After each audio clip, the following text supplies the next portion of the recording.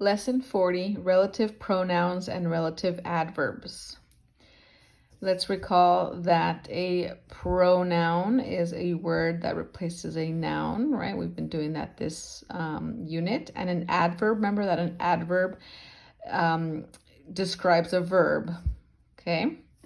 All right, in a complex sentence, the second idea is related by the first idea. Sometimes the second idea is introduced by a relative pronoun.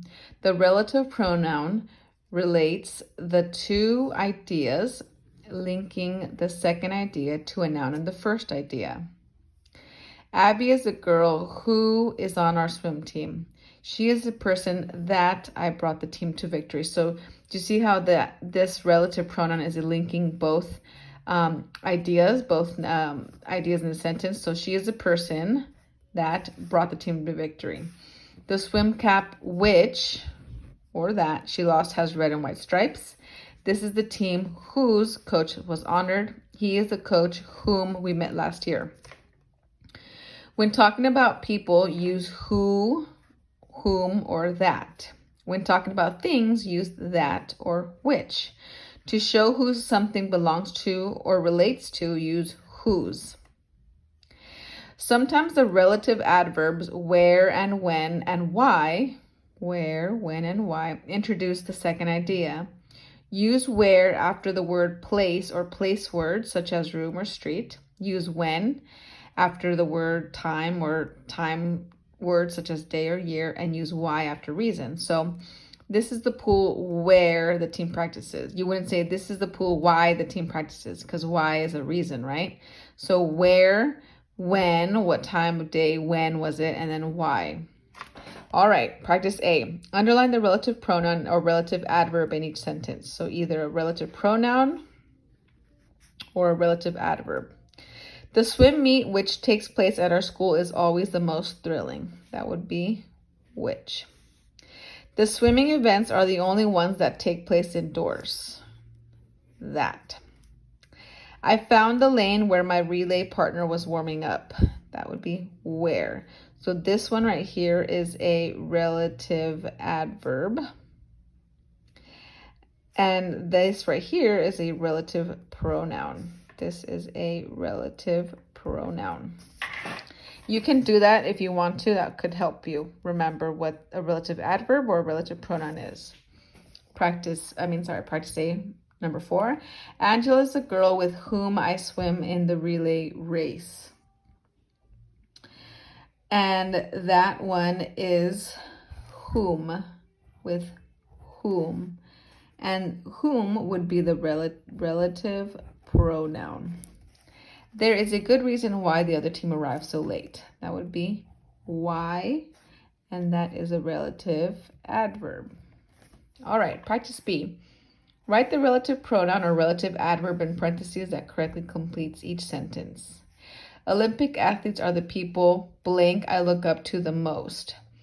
Would it be which or whom? That would be whom, because if you go over here, when you're talking about people, you use who, whom, or that. Which would be for things. So this one would be whom. Don't forget to write it in. Yes, you do need to write it in. Kim is a girl blank parents were both Olympic swimmers. Kim is a girl whose parents were both Olympic swimmers. Kim is a girl whose parents, right? And remember, like I've always told you guys, you've been speaking English for so long that when you say the sentences, you know which one sounds correct and which one doesn't. She trains at the sports arena. Blank has an Olympic-sized pool. Which has an Olympic-sized pool, or who has an Olympic-sized pool? Who would be for a person, and which would be a thing, right? So it would be which. Roberto is a young man. Blank beat the state record for the 50-meter butterfly. Which beat the state record, or who? That would be who, because it's talking about a person, right? Okay. Practice C. Here's a description of a baseball game played at a sports festival. Write a relative pronoun or a relative adverb from the box to complete each sentence. So it can be either one of these. But also, again, boys and girls, make sure it makes sense, right? That's like a place. This is a time. When is a time? Where is a which is would be a if you go back, which would be a thing, right? So make sure you're putting them in the correct space. For the first game of the season, the Jonestown Lions played the Smithfield Tigers. The Tigers were the team blank won the district championship last year. The Tigers were the team who won. That would be who. All right. And practice D. You can combine two related sentences with a relative pronoun or a relative adverb. When you combine sentences in this way, you avoid repeating words. The Red Rockets is a soccer team. The soccer team participated in the South Shore tournament. The Red Rockets and the soccer team that participated in the South Shore tournament. So you can use a relative adverb or a relative pronoun to combine two sentences. Practice D, the directions. Read each pair of sentences. Use a relative pronoun or relative adverb in parentheses to combine the sentences. Write the new sentence on the line. So we have, we spotted the player we admire her the most. So if you use whom, you would write, we spotted the player whom we admire the most. So I'm going to write that down. We spotted